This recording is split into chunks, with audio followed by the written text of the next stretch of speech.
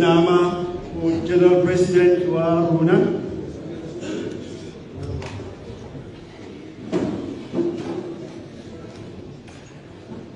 SGP, SGP, Yabingelela Baba, Collectional Executive, and the top table, the committee Kundugile,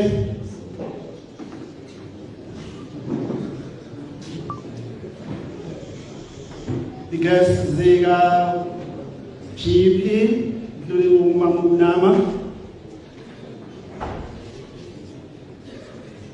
It was like a reunion, Nama, when I see you in our midst. Nama, Oscar for this man, Jimmy.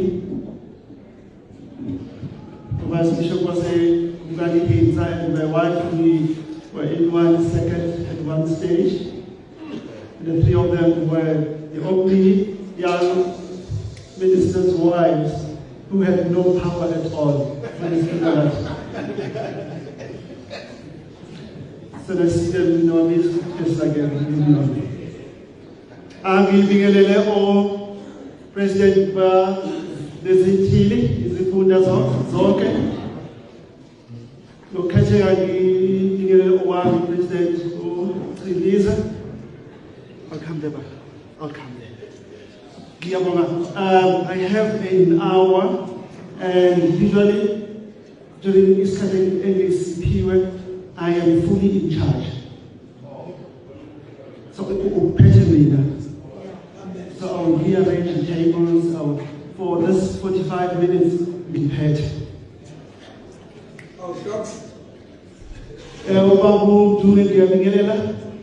And all the executives, the founder, and delegates, as well as the observers at the back. We are together to come.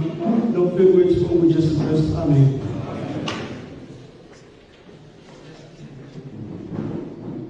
Nama and the executive, they have requested me to talk about espiritualidad, uma jornada de disciplina en gracia pentecostal. Como usar o CSA, espiritualidad comprimidos para soporte supervisivo et fruto duradero. I wish I could follow you.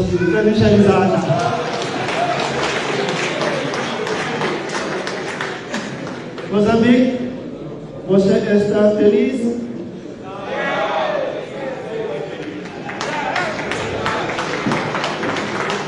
Obrigado.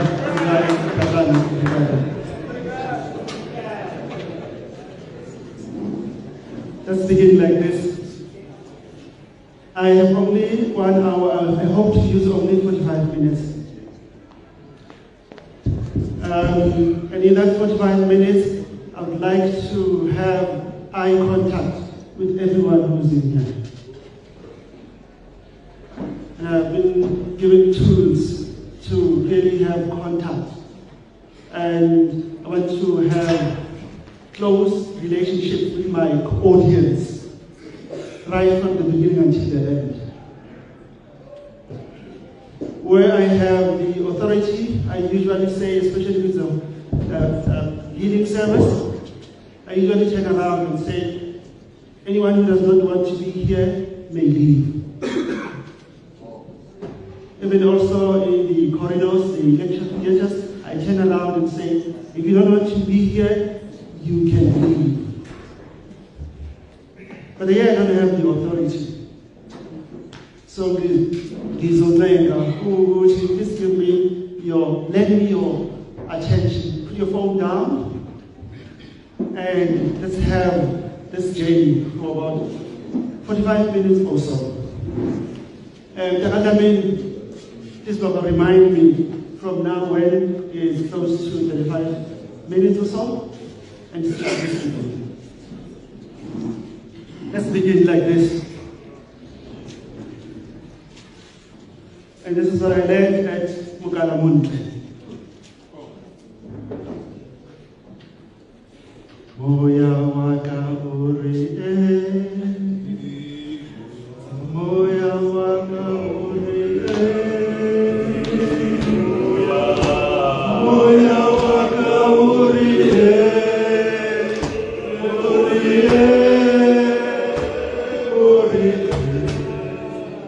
I said I'm in charge.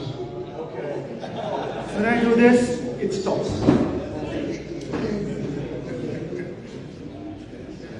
I let this at Galamon. Please don't come. Let me break the rules. Ziga, Vice. Vice said, come in front. Let me break those rules. You see from where you are. For the next 45 minutes, I am in charge. Moya waka uri moya waka uri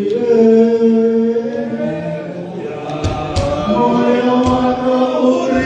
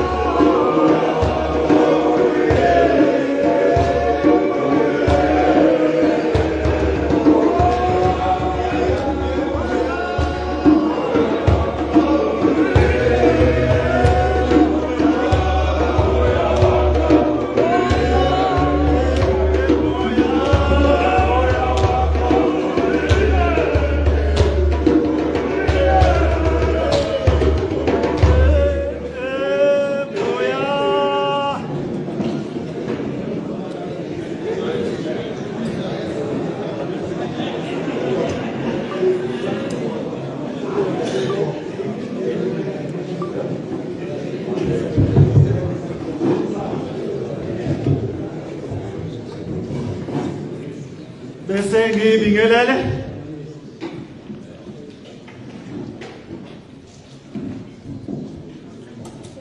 Ngiqale ngokuthi, maybe before I do the outline in the next 40 minutes or so or so,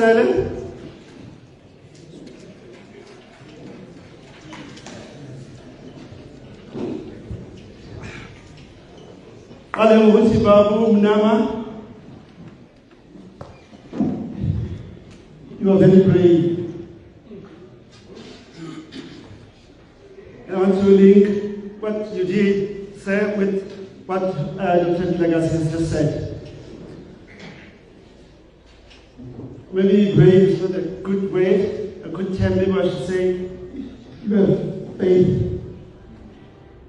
You know what Reverend Namadi told me that we had a meeting with the team, and they asked you to lead and outline the spirituality. Nama just said, Baba, these are the dawns. Do not preach. And he said to me, do not conduct a Bible study. Bible study. He said we don't want too much theory, but if there's a way of just sprinkling some theory on these aspects, just do so. He said also do not go to the extremes. And yes, spirituality, don't immerse us into those disciplines, not make us to fast here or not make us to fall asleep, do not hypnotize us into a spiritual discipline of some sort. But if there is a way of just sprinkling a little bit of that, please do so. And then with the dawns, I said, I've heard, Baba, the dawns, but what do you want me then to do? He said, just outline, Baba, how to use the MCSA spirituality pillar to bear subversive and enduring fruit. He said, just give us the take-home message. Tell us about the things that we can do when we arrive at home. If we can go deep into the theories, that's well and good. But we want some, we said we have a strategy. So don't take us into strategy retreat. We want you now to truly help us to answer that question. I'm going to try to do that, therefore. And I want to call this spirituality a journey of discipline and Pentecostal grace. Number one, I'm going to talk about this as a journey. Number two, I want to talk about the discipline. And the discipline in here is used in two ways. The discipline is, in actual fact, the tools. What you need to do, Reverend, what can we do when you arrive at home? Tell us about those disciplines. But also, discipline in this presentation, I'm going to use it as a destiny. So, in terms of destiny, it's being, the character. So, things like respect and all those. So, it's a discipline in terms of truth and a discipline in terms of destiny. Who you want to become, or who our or what our lady or presiding bishop wants us to become. And that is a discipline in this, when I use it in terms of it being a destiny. And I want to end by reflecting on the type of grace. And I was kind of confused about Villagas here in terms of Pentecostal grace. Must I go with divine grace and align myself with the teaching of the church? Somehow thought it must be somehow subversive. And when we talk about subversive, President yesterday used the word being radical. I want you to be maverick. When we say subversive, I want to now say with Pentecostal grace, you are maverick in your nature. And it's like that's exactly what the Triennial Bishop wants of us. Somehow to become an alternative community, then that means we need to be something totally different. All right, with the skills that I have in terms of drawing attention or not losing the attention of the audience, I'll give you a chance. I know 45 minutes is too much to listen. I'll give you a chance to talk to someone sitting next to you. Amen? Amen. I promise. And in other contexts where I do labor, smart people, when I give them those vast moments, they somehow talk about the weekend, the elections, and all the rest. Those are smart. When they say, talk to somebody sitting next to you, they talk about all the things that have nothing to do with what bring us here. But there are serious students or serious audience that when I say, take 2 minutes and talk about this, they focus exactly on that. So you decide who you want to be. And when I say the buzz moment, you choose whether you want to be smart, you talk about anything else other than what's on the table, or you talk about what Reverend MATHABE has just requested you to do. Amen. So amen is another way of getting your attention. I'm not being Pentecostal. I'm not being Pentecostal. I don't want people to sleep when I talk. Even in my church, most of them are the elderly. So when I preach, I say amen. I say, oh, amen, from this, and wake them up. And when I see that you're not here, I will just come closer and then call you by your name or shout out your district name. And I'll do that for the next 45 minutes, also the same caliber. Please help me with the timer. All right, before I pray, this is the outline. I'll do the acknowledgement, and as GP has requested, I will somehow scratch the surface in terms of theory, on spirituality, and I'm going to refer to you to GP's book. Number of pages are dedicated actually to theory around this. I want to talk about what's expected from me and you, and I'll end with what is expected from our Lord and Savior Jesus Christ. And I will wrap this up. Let's bow our heads and pray.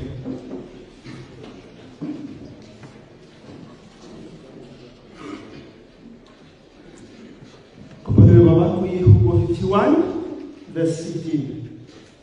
Help me speak, so you will glorify your name. I ask this in the name of the Father, the Son, and the Holy Spirit. Amen. Amen.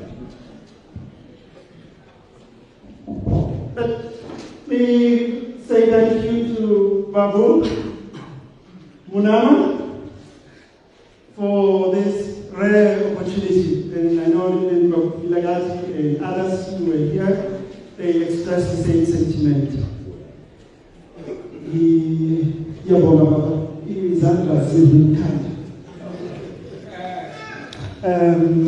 I know when there's I want to own up to this. I am not known at all. So I was thinking about why me? And I thought of two books in the Bible, the book of Numbers and the book of Acts. In the book of Acts, in the book of Numbers, it's all about statistics. The people who measure the most are those who can bring the numbers. Are those who will say, how many are you bringing to the table? And how popular are you?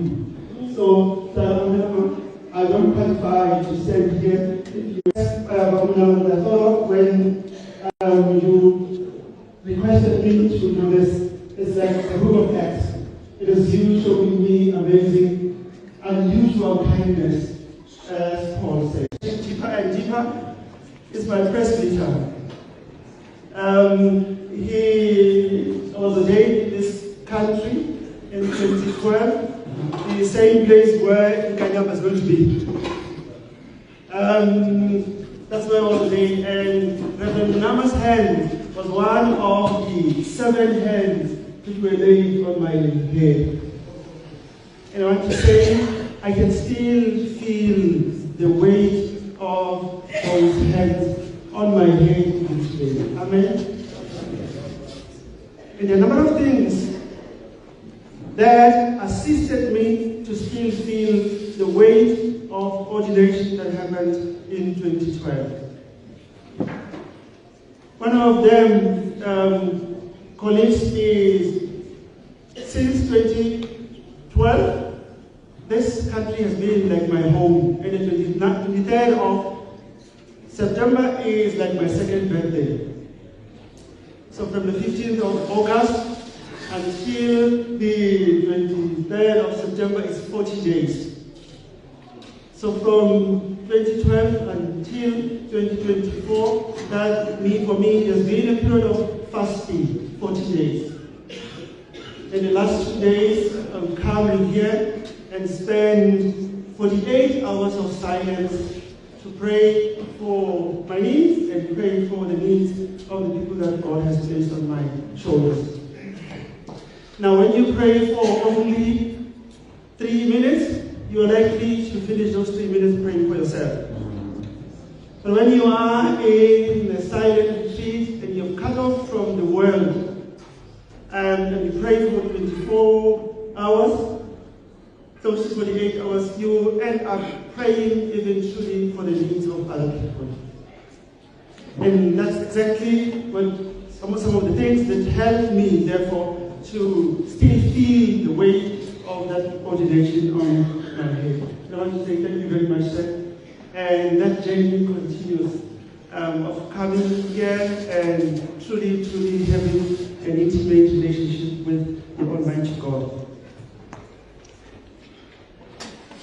Now let's talk about the spirituality, colleagues. And the story that I've just given is one of the many stories that I want to narrate before I sit down. Let me start with the basics. Spirituality, we all know that is the central pillar in our church. And in actual fact, the church uses this analogy of this tree, and the spirituality takes up the trunk becomes the trunk of the tree. And all other pillars then are represented by other branches. And that simply means spirituality really for us is one of the most important pillars in the Methodist Church of Southern Africa. Talking about it, I just remember exactly what Vilagati has just said about stolen spirituality. Stolen spirituality is like the secular world using our things, and then we sitting back and no longer playing any part in that, in those processes or in those activities. One of them is like Christmas, and I'll talk about this later on. The Christmas is being commercialized, and from the 4th of December, ministers go on leave, and you'll see them on the 4th of January. So many churches on Christmas Day, they are closed. And on Christmas Day, that is when spirituality is stolen. That is when the empire makes so much money out of us, because we have neglected that. And that is from the black church in particular. From the English-speaking churches, they have let Passover and Easter, especially Friday, to be stolen. When it comes to Easter, it's only you who are here who are serious really about the meaning of the cross.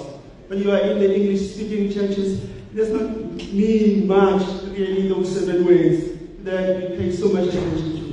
But what means much for them is the eggs, the Easter eggs, and the selling of that comes during Easter. And indeed, that's exactly what Dr. Bilekati was talking about. This spirituality is something, is our lifeblood, but it has been stolen. And therefore GP says, help us in to go back to the roots in terms of our spirituality and ultimately to bear those lasting fruit. Let me warn you in haste that spirituality is not our exclusive domain.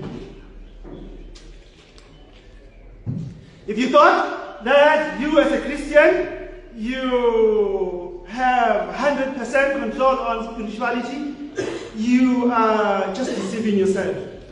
And you're not going to live in harmony with God's creation. So therefore, the many people who worship many gods, the many people who find connection and meaning in many other different things. African spirituality, Buddhism, there are many others types of spirituality. So we don't have exclusive rights to spirituality. And that means that we need to somehow be humble in terms of our expression, in terms of how we articulate the things that we believe in. There are people who believe in nature, and some of them would actually be offended if you say, Matilda, kill two birds with one stone. That idiom, for them, it offends. They will say, don't kill the birds, even when you use it in that a symbolic way. And that's how much they love nature. So spirituality is not only our exclusive domain. Now, a smart presenter, or the one who prepared well, like me, always avoid questions that you cannot answer. So before you ask this question, let me ask you that question. What's the difference between spirituality, faith, religion, and theology? You speak to somebody sitting next to you. You're allowed to talk now. I want to honor you. You listen to me. What's the difference between spirituality, faith, and theology?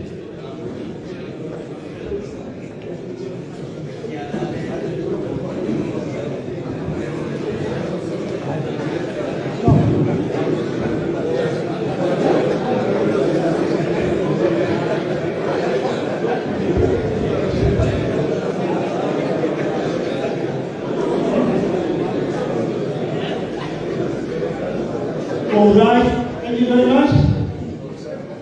Now we found time to have a sip of water or talk about anything that you wanted to talk to somebody sitting next to you, or talk about exactly what the Reverend has just said. It's exactly that.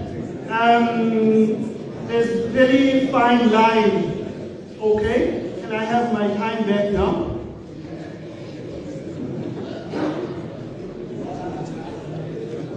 Can I have your attention now? Thank you.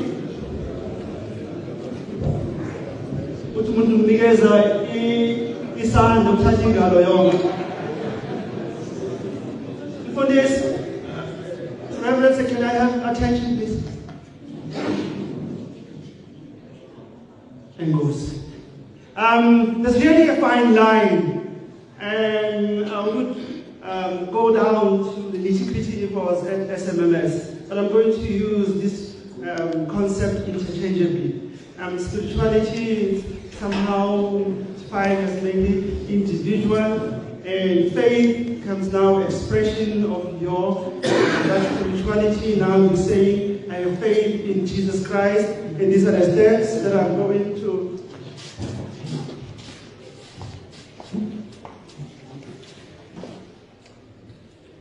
So faith then is that way of expressing that spirituality.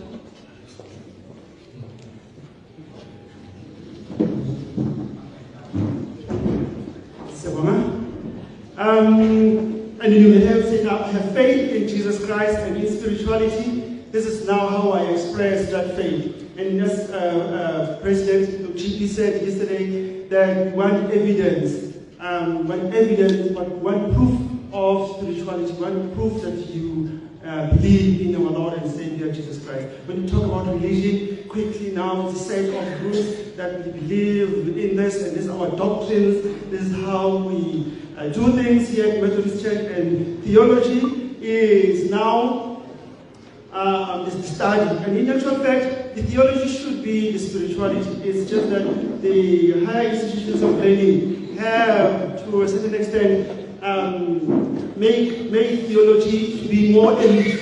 And then the individual, ordinary people then tend to say that because we don't have space in theology, we rather practice spirituality. So as I said, there is somehow fine line between all those, and I'll be using those interchangeably.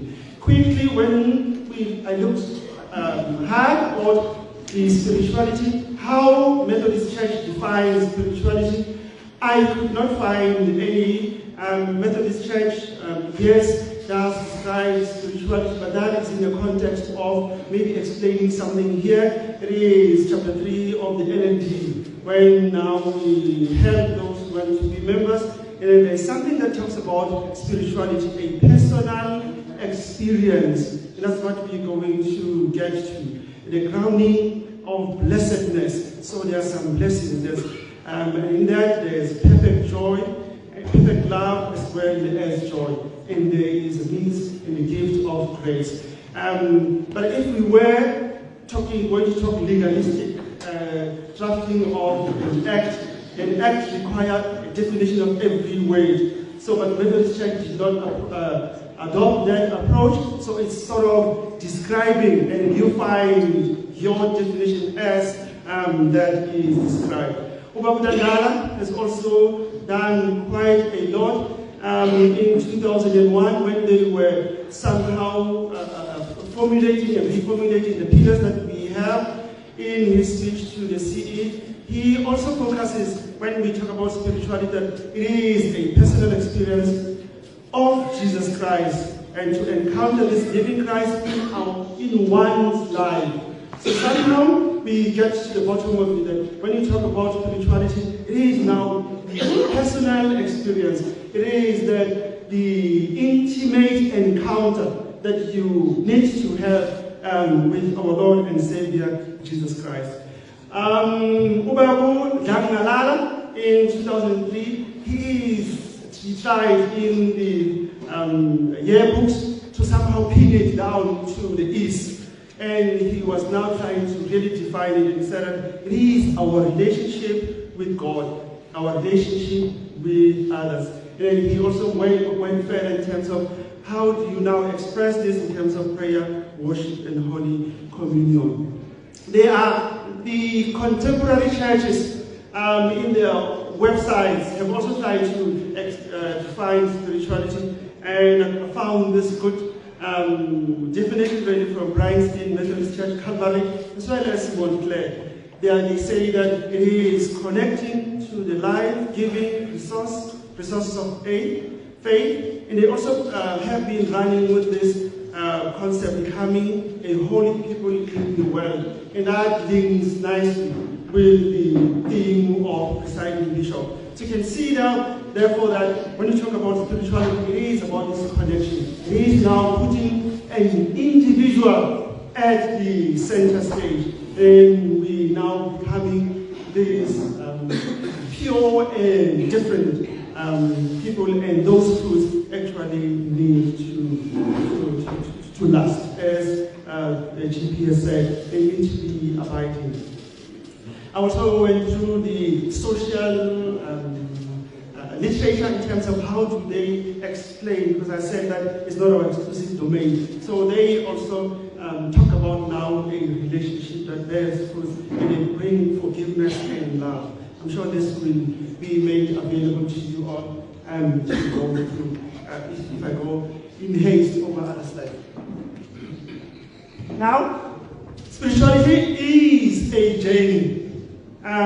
That's one bold point that I want to make. So now when we say it is a journey, colleagues, what's the nature of this journey? That's something that I thought I should look closely and carefully. Mathile, you say it is a journey, but what kind of a journey is this? Number one, I want to say that it is a journey whereby an individual is on a journey with a silent partner in Trinity. So there is partnership with the Holy Spirit. And the Holy Spirit, once the Holy Spirit is in partnership with the individual, then the Holy Spirit takes over. The Holy Spirit reigns. And that's exactly what's expressed in Mark chapter 1. You remember there, that's when the Holy Spirit will somehow lead Jesus to the wilderness. The Holy Spirit will take over. So on this journey, when you respond in affirmation, you are actually handing over to the silent partner in Trinity. And God, the Holy Spirit, takes over and he reigns. Secondly, this is the nature of the journey. It is continuous, it is everlasting. And this everlasting comes from El Olam, God who is everlasting. And like from the beginning, there is everlasting. If there is, that could be comprehended. In the everlasting, there could be some alpha, and there is also everlasting in the end, in the omega. But we want to emphasize that when you are on this journey, it is continuous and truly, it doesn't end. Even death does not end this journey. When I stretch it to now everlasting into the realms of El Olam. On this journey, I want to say that there are mysteries, and this are taken, all this concept or these themes are taken from Psalm 42.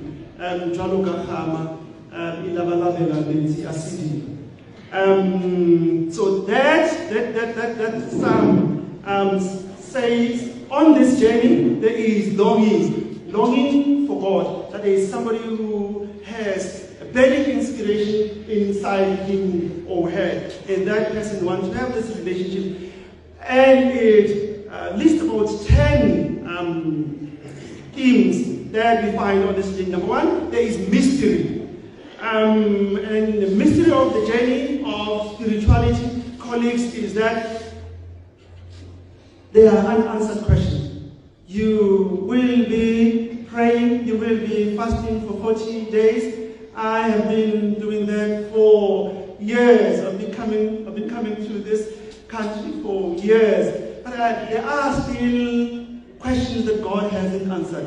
There are prayers that God hasn't answered. And that simply means that, as is listed in Psalm 42, when you are on this journey, there is mystery. There is this God that is too big to comprehend. Some of the questions we don't have answers to. And it's not for us to answer those questions from time to time. Maybe we need to dwell into the mysteries of the God that we worship. So be prepared that when you journey on this journey of spirituality, there will be an answered question. In this verse, in this psalm, they're talking about, where can I go and meet with God? Where is your God? And in all those answers, where God, why are bad things happening to good people? God, I've been praying for A, B, C, and D. When are you going to heal me? So there is that mystery. There is pain, scoffing, faith, hope, and love. And I've highlighted this in red because this is what Paul talks about in 1 Corinthians chapter 13, verse 13, that there are 3 things that last forever. So those 2 are part of this journey, and we find them in Psalm 41. How am I doing on time? Thank you very much. Right. Now I've defined the nature of this journey. Let me talk about the signs. What do we see, therefore, in the people who are on this journey? What happened if I'm saying I'm on this journey? What is it about me that will be visible? Number one, I want to say there's a change, colleagues, in behavior. And that's exactly what our Constitution says. When you say I am on this journey, there is prescriptive as well as proscriptive.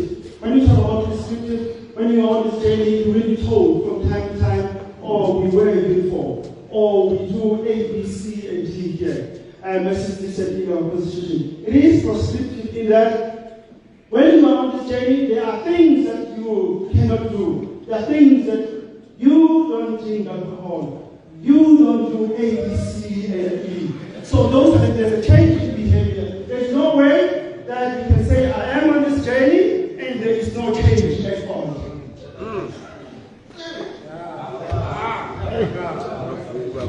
There is coercion, and the promises that we also find in our constitution, that the signs that are seen in those who are on this journey. You know that, oh, I am a member of YMG, or I'm part of the spirituality. When things are hard, when chips are down, I am not alone. So if I am a part of the YMG and we are on this journey together, and from time to time when things are hard and nobody cares, then there is no need at all to be on this journey. There's abundant goodness. And again, there is alignment in terms of activities, day in, day out activities. Your activities when you're on this journey are aligned with what Jesus Christ wants. At the end of the day, we are Christ-like. Amen. Right, now let me talk about tools. Reverend, what are the tools? Because quite often when you want to do something, you actually go to the toolbox and you need the tools really to assist you in terms of this journey. Lifted that up really from celebration of discipline from Richard Foster. We talked about those 12 disciplines, and those I want to say that they are tools. I want to say the first one, that the inward, that is men and women of prayer. I want to also highlight simplicity, that from time to time it is part of you. It's a tool, and it is just something that you can use, and I'm going to talk later on how to use the tools. Now I just want to list them. So those are 12 tools that I want to offer. That these are the tools that you can use really on this journey, so that when things are not going well, when you have a breakdown, you have punch tire, best tire, you know that you have a tool. And I want to talk about this on how to use them. Now I just want to list them. All right. Now we can use these tools in this way, colleagues.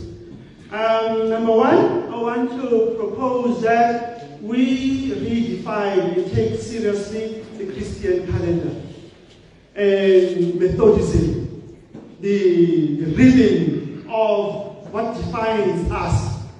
And if we take that seriously, really, it will be one way of really redeeming that which the empire has stolen from us. The way we celebrate Christmas, let's go back to our root. I'm happy with the Passover, I'm happy with Easter. But Pentecost Day, the Ascension Day, it's like we celebrate Ascension Day only on WhatsApp statuses. And we're celebrating it well, especially in South Africa, when it was still a public holiday. Now we often forget that it is a public holiday.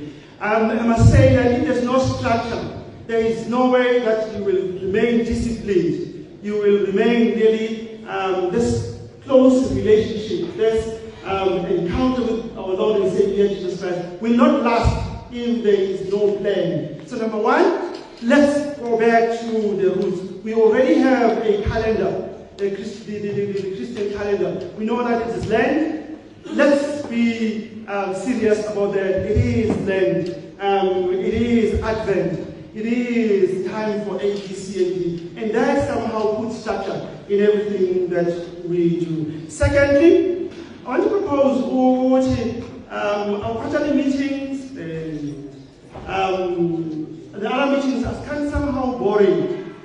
And therefore I want to say, how about if from time to time or throughout the year the district somehow proclaim and say that quarter one, it is quarter for prayer, simplicity, and celebration. So for the entire quarter, say January, February, March, We're dedicating our energies and our activities in terms of connection with our Lord and Savior Jesus Christ. So that month one, we focus on prayer. Month 2, we focus solely on simplicity and celebration. And when we come to the quarterly meeting, we now say, please report the activities around prayer. What is it that you did under this and this and this? And in the second quarter, we focus on service. We focus on worship or meditation. So I want to say that really our quarterly meetings can be revived by using these tools, so that when you arrive there, you know that there is something worthwhile really that I am going to gain from this. Third one, I want to propose a place of solitude and prayer. Zuma yesterday talked about Msamo or Imsamula. I took this from Julie, who wrote quite a lot on African spirituality. When we talk about Msamo, we talk about that place that somehow in African spirituality is sacred. You know that you go there and that's where you talk to Abapansi, that's where you somehow truly engage. That is Msamo. And that can also be used in your own house. There should be now that you know that this is my corner. It could be inside, it could be somewhere that you know that I'll sit there from time to time, and that is a place where I connect with Jesus Christ. The CDFM has a Sukugrana Saga Celebrating Day every Sunday at 8. And that is another concept that has been linked to Christianity, that there is Sukugrana Saga. There is a sacred place whereby truly, and when you are at that place, you know that you will really connect. I want to propose the fourth one. That is, we use the obituaries, especially the obituaries of the ministers. I've realized that during funeral service, there is this moment when everyone, except for the wage, of course, there is this moment whereby everybody's attention is focused. And that is when obituaries read. And obituaries have a powerful messages. And you can read that from the literature, some of the papers that were written on this. Let me just quote some of the obituaries. And I want to say that every time when the church prints this book for me, the first part of the yearbook that I read are the obituaries. And it is in that where I find connection with our Lord and Savior Jesus. Let me quote quickly, in the interest of time. Thomas Long, he was a saint, but he wasn't a saint, but he was a true child of God. So when I read that, I somehow say, that is a tool that I want to use. I want to be like him. Obituaries also, they narrate also the pains and struggles of the ministers. Donald Craig, this one carries the obituary of Donald Craig. And the one who wrote it was so bold that he was a Methodist saint. And when we began this meeting, I somehow corrected the secretary. I had Donald Craig at the back of my mind, because Donald Craig was somehow strict in terms of elegance in processes. He needed that. And that blesses. I don't only, by the way, read the obituaries, and I've read obituaries of the Methodist minister since 1980. I have all the minutes of conferences from 1980. The other ministers that I've served with, they leave messages with their families that when I pass away, give these books to my children. Give this. So I've inherited so many of them, and I continue to read. I don't only do that. I also have a tender of writing obituaries. Yes, I write obituaries for free, of course. So far, I've written obituary of Manuel, or the late Manuel. I wrote his obituary obituary, Ubabu, Malusi, Sital. So I want to offer that as one of the ways in which you can enhance your spirituality. And when you read an obituary, you're actually saying that I want to write mine while I'm still alive. Amen. You're actually saying, Amen. Thanks, Baba. Thanks, Baba. You're actually saying that I want people to read this about me when I am gone. That's another one that I want to offer. Second last, this is the last one, I think. I want to propose that we adopt some person to powerful person with prayer warriors that I call Dorcas like prayer warriors. These are the great goggles, quite often it is known that they accompany us when we go and give others Holy Communion. They have a strength to pray for us and to strengthen our faith. First, just to give the number of those that I want to just mention in passing.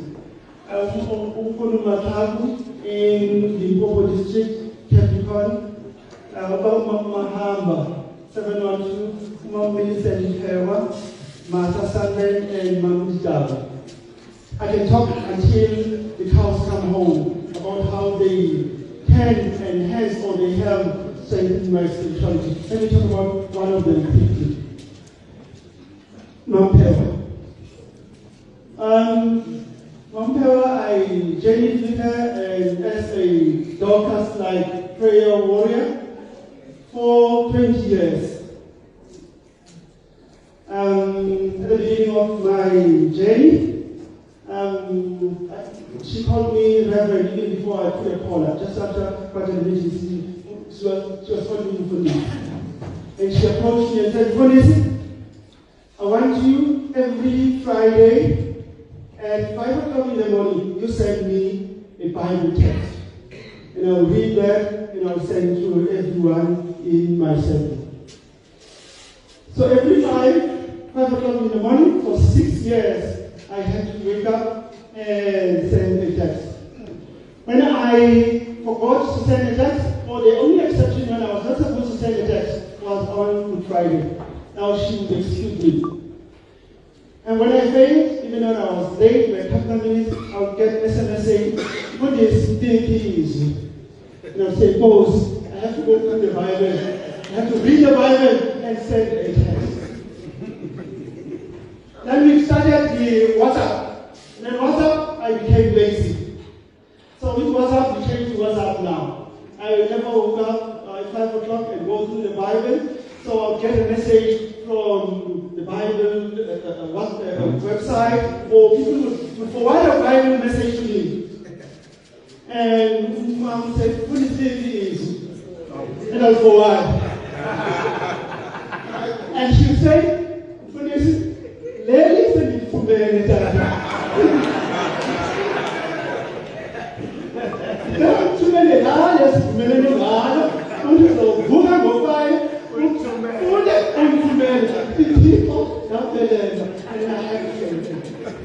sadly, on the 18th of May, such a story to the end. The 18th of May, she passed on. And the superintendent minister requested me to read the Bible reading that he was going to preach on Bogan Bush. For 20 years, I've been sending Mampewa one text a week. On that day, Mfumzumba asked me to read 20 verses. So at the end of that, I said, I've read 20 verses for you today, Ma. And I remembered her last words to me. And she said, "Enkosi is near. And those are words that stayed with me. So after reading 20 verses, she said, I could hear her saying, "Thank you, Enkosi." I want to conclude the story. When we were saying ashes to ashes, dust to dust, I was doing that. When other ministers were doing that, I said, Ma, actually, thanks to you. You have strengthened my faith in Jesus Christ. I am standing today because of your prayers. Actually, thanks to you. It's not you to thank me. There are many, and they are everywhere. Find a partner that will truly strengthen your faith and pray for you and be a mentor. I'm not going to go to GBV. There is the absent father. I have decided on that GP. In the afternoon, the brother will talk to that. But I want to say that also there is a problem with absent fathers. There's a statistic that says that there is a problem with absent fathers in Triennial. Only 30% of children really grow with their moms and dads. Please go through that. I'm not going to check that. Go through that. As I go to the end, what's in it for you? I've done this. I have the tools. I know the tools, and I know how to use the tools. Then, what is for me and what is for you? What am I going to get at the end of the day? Let's have 1 minute, and then you have a moment of silence. And in that moment, I want you to speak to Jesus Christ and say, Jesus Christ, when all is said and done, when I've used these tools, when I've prayed, what is it for me? What am I going to get? It could be what you're expecting from Jesus Christ. It could be also what you are requesting from Jesus Christ. 1 minute of silence.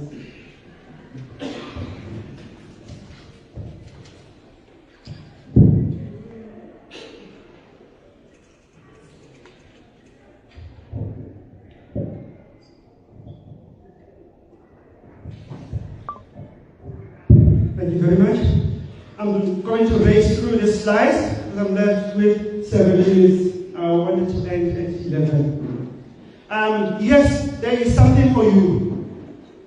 When you have done this, when you are being diligent for having intimate connection with Jesus Christ, truly there is something for you.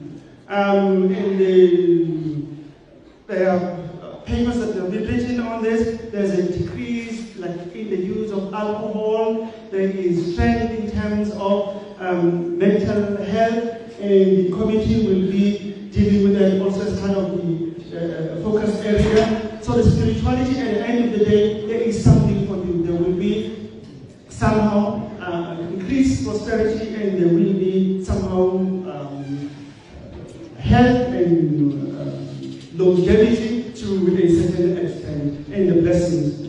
Let's go through this. Also, this just shows that when you have been truly diligent, there's an increase in terms of organizational commitment. People with different spirituality, they are more committed, and there is something for you and me with you. Right?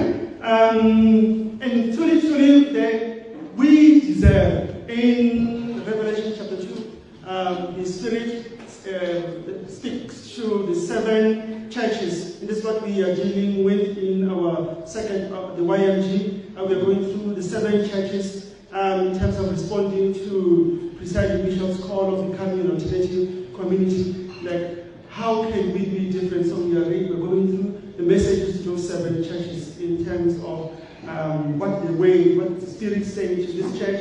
And then that message can also inform us. We have dealt with Thyatira. Thyatira is the main message saying that you don't love me the way you loved me before. And then at Easter we were dealing with, you pretend to be alive, but in actual fact you are dead. And we are going through that.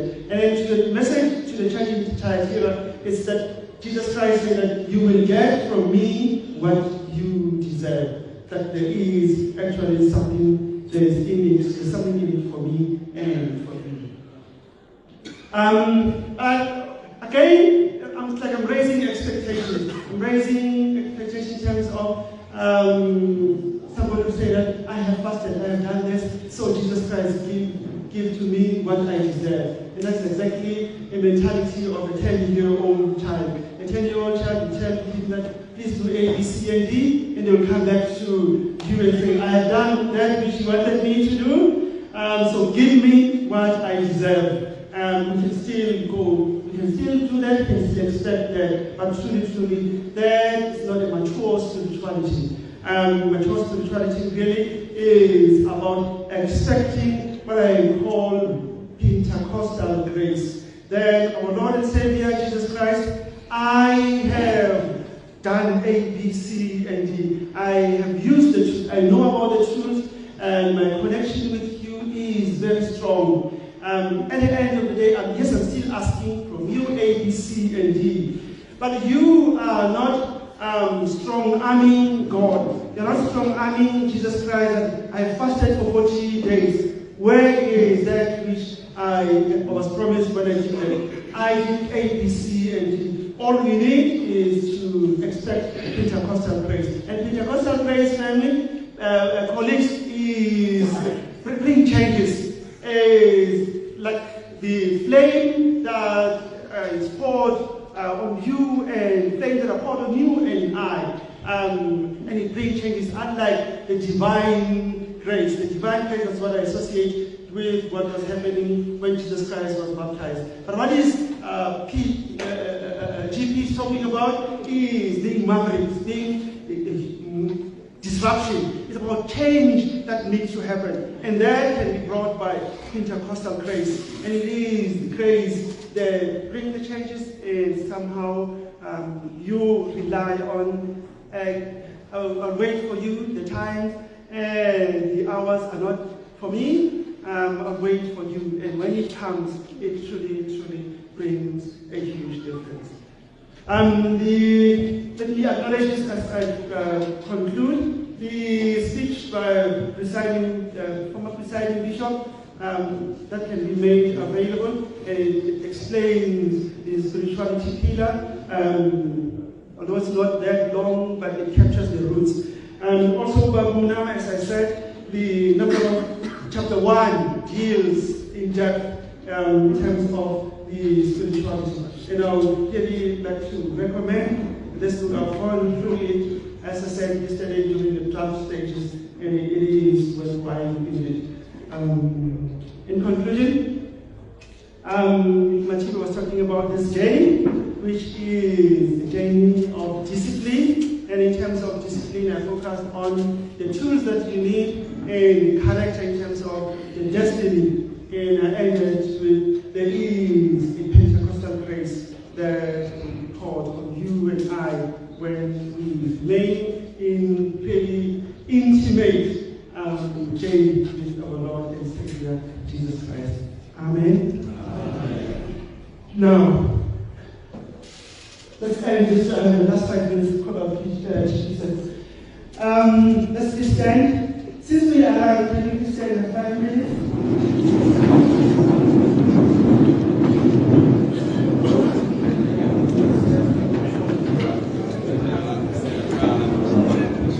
Since we arrived, we have been asking people to come and pray for us. But that was the other way I said. Thanks for good time.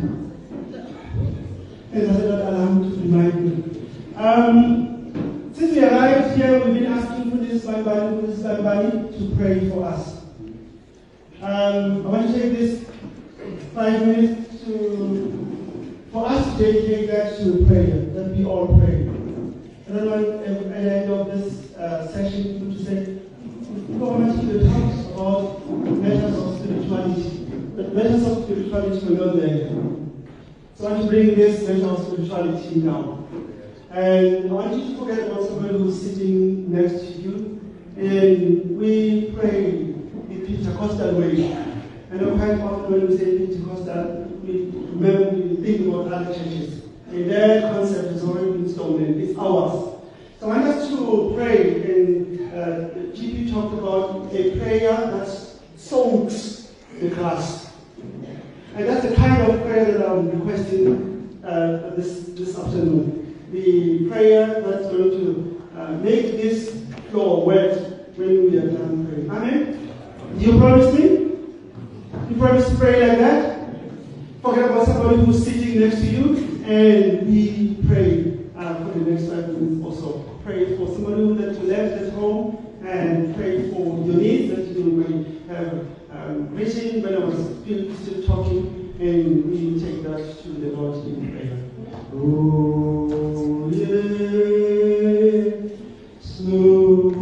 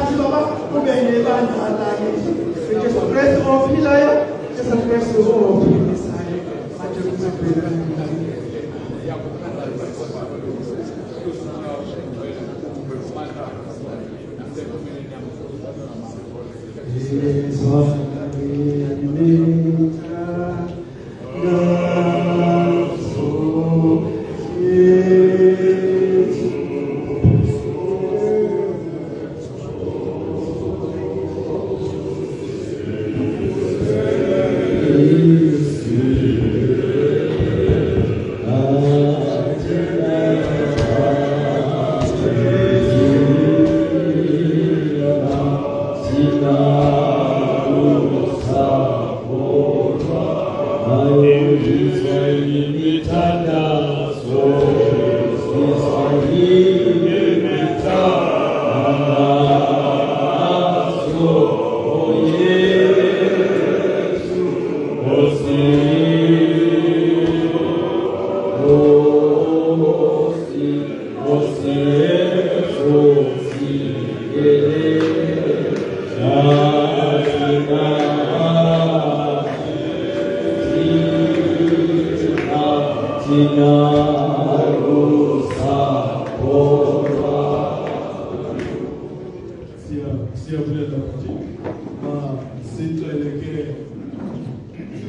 before we sit down, can we request, as you repeat that song, Uno Bala Wasemuloko, to come and give thanks to Mufundisi.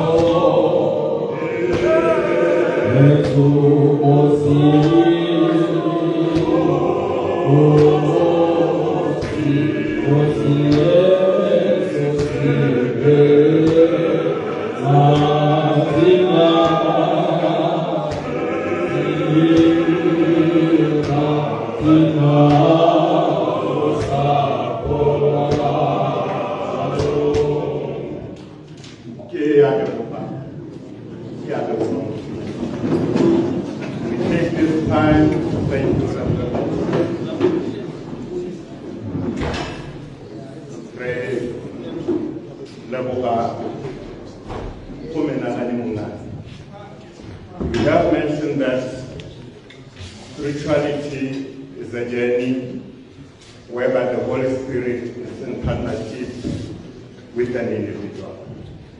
And it is continuous, it is everlasting. I do believe that spirituality changes our behavior. And we thank you, as I hope, as YMG, we will take our spirituality to another level from here. We know spirituality is the central pillar of our mission as a Church of God. And we do know that it is a journey. You have opened up to us so that when we move from this convention and we go back to our districts, we will do church in a different way. And we thank you for the presentation. And I hope we will get the presentation so that when we get home, we will do better to lead in that part of spirituality. We thank you so much. Thank you very much, as we move, can we get in Natal West DTSR? There's some lost and found on the table. Evaluations committee, can you please remain during lunch so that your convener is able to talk to you? And invite the General Treasurer on the stage to come and present his budget.